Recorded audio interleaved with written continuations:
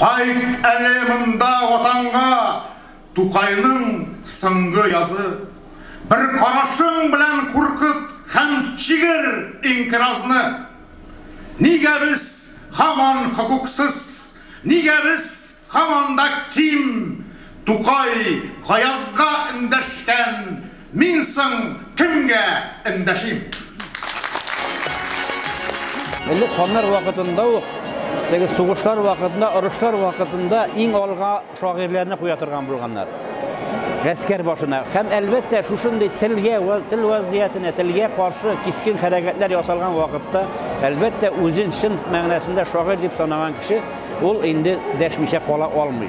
Мин моны көрәш дип саныйм, үз телеңне яклап, үзеңнең туган телеңне, үзеңнең татар теленне, үзеңнең тормышыңны, үзеңнең менә ничек дип әйтим инде, гореф-гадәтләрне саклау бар. Тел безнең бар, гореф-гадәтебез, телебез ул безнең зур мирас, безнең иң зур мирасыбыз тел.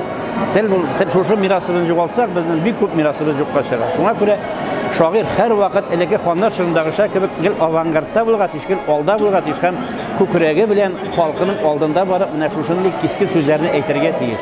Безнең татар әдәбиятын укучылар әзәйгәннән бара, һәм әлбәттә туган телебезгә һөҗүмчеләргә бу бик әйбәт.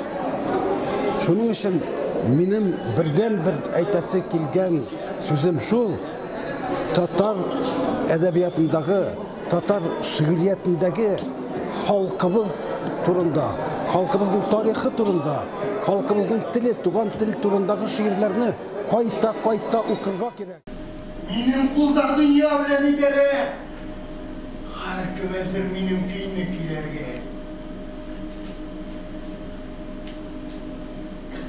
Ансы дөрес. Сезнең миннән башка да хуҗалар күп. Үз ихтиярын тага падишаһлар, хәтта гади түрәләр. Алар бит